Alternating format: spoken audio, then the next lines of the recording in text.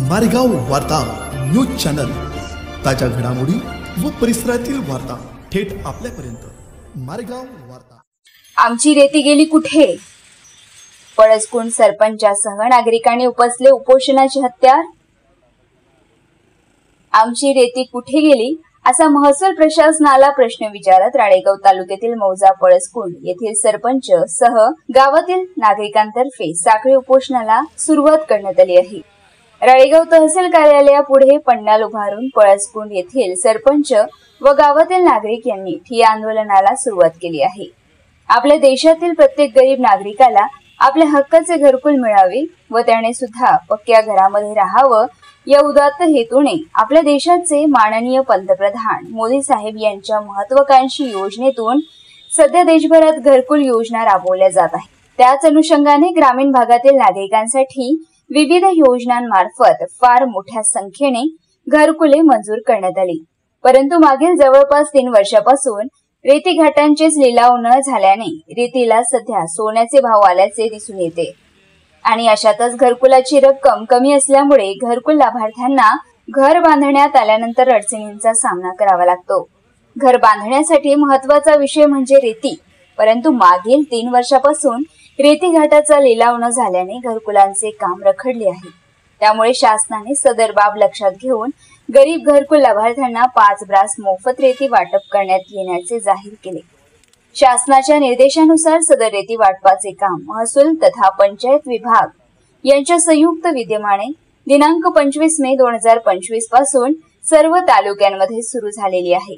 त्याच अनुषंगाने राळेगाव तालुक्यातील मौजा पळसकुंड येथील घरकुल लाभार्थ्यांना सुद्धा मोफत रेती वाटप करण्यात आले, परंतु मौजा पळसकुंड येथील सरपंच यांच्या म्हणण्यानुसार गावातील काही घरकुल लाभार्थ्यांच्या नावे 1-2 ब्रास रेतीचे वाटप करण्यात आले, पण जेव्हा लाभार्थी आपली उरलेली रेती आणण्यासाठी ट्रॅक्टर घेऊन गेले असता तुमच्या नावाने 5-5 ब्रास रेती तुम्ही नेली असं म्हणत महसूल प्रशासनाने त्यांना रेती देण्यास नकार दिला।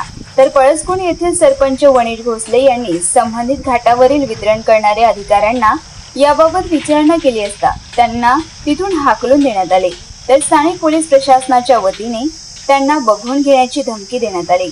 महसूल प्रशासन व पोलीस प्रशासन हे रेतीचा भ्रष्टाचार करत असून गरीब घरकुल लाभार्थ्यांची रेती ही गरीब लाभार्थ्यांना न देता तस्करांशी हातमिळवणी करून सामान्य माणसाला हाकलून लावतात। मग आमची रेती गेली कुठं? आमची रेती चोरणारे कोण? असा प्रश्न उपस्थित करत पळसकुंड येथील सरपंचासह नागरिक हे तहसील कार्यालय पुढे उपोषणाला बसले असून न्याय मिळेपर्यंत आम्ही मागे हटणार नाही, आमच्याकडे सर्व पुरावे उपलब्ध आहेत, अशी प्रतिक्रिया मारेगाव वार्ताशी बोलताना दिली। मारेगाव वार्ता जावेद शेख, राळेगाव, यवतमाळ। मौजा पळसकुंड ग्रामपंचायत सरपंच तालुका राळेगाव जिल्हा यवतमाळ वनीश भोसले। आज रोजी आम्ही तहसील कार्यालयासमोर उपोषणाला बसलो आहे। आमचा मुद्दा आहे की आमची रेती गेली कुठे। विषय असा की शासनाच्या निर्णयानुसार 25 मे 2025 पासून घरकुल लाभार्थ्याला मोफत रेती हा कार्यक्रम शासनाने राबवला आणि त्याच्या आदेशानुसार तालुका स्तरावरील अधिकाऱ्यांनी 27 तारखेपासून आदेश काढला की घरकुल लाभार्थ्यांना मोफत रेती देण्यात येईल, परंतु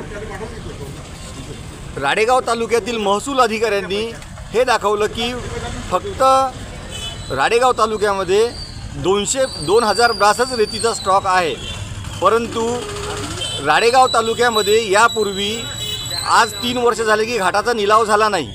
यापूर्वी राळेगाव तालुक्यामध्ये एका घाटामधून एका दिवशी 200 टिप्पर रेती निघत होती, परंतु आज राळेगाव तालुक्यामधून घरकुल लाभार्थ्यांना 50 ब्राससुद्धा रेती मिळत नाही आहे। तर हे शासनाचा खूप मोठा घोडबंगाल आहे आणि यांना घरकुल लाभार्थ्यांना रेती द्यायचीच नाही आहे, फक्त घरकुल लाभार्थ्यांची चेष्टा करायची आहे। त्यानंतर मी माझ्या ग्रामपंचायतच्या लाभार्थ्यांकरिता कोची रेती घाट इथे गेलो असता शासनाचा तोच भोंगळ कारभार सुरू होता आणि त्यामुळे मी महसूल अधिकाऱ्यांना सांगितलं की आमच्या गावातल्या जे गाड्या आल्या आहे त्यांना तुम्ही रेती द्या, ते सांगत असताना तिथले स्थानिक ठाणेदार आले आणि तुम्ही इथे शासनाच्या याच्यात अडचणी निर्माण करून राहिले आणि त्यांनी मला अपमानजनक वागणूक दिली आणि शिवीगाळ केली. मी तुला पाहून घेतो, मी सुद्धा इजारदाराचा पोरगा आहे, या पद्धतीने मला बोलले. या गोष्टीचा निषेध आणि त्यानंतर आणि हे इथं उपोषणामध्ये जे तुम्ही आता 4 लोकांचे जे इथं लावले आहे बॅनर, नेमका हा काय प्रकार आहे ते सांगा. हां, तो प्रकार असा की आमच्या गावातील पळसकुंड या गावामधल्या 4 लाभार्थ्यांना त्यांनी रेती दिली म्हणून सांगितलं, पण प्रत्यक्षदर्शी असा कार्यक्रम आहे तो. त्यांचा पंचनामा केला आम्ही, त्यांची माझ्याकडे व्हिडिओ क्लिप आहे. त्यापैकी फक्त 2 लाभार्थ्यांना 1-1 ब्रास रेती देण्यात आली आणि बाकीच्या लाभार्थ्यांच्या फक्त सह्या घेतल्या आणि त्यांची रेती परस्पर विकण्यात आली. आणि हा पूर्ण घोळ जो आहे तो स्थानिक महसूल प्रशासन, पोलीस प्रशासन यांच्या वतीने होऊन राहिला आहे. आणखी काय मागणी आहे आपल्या?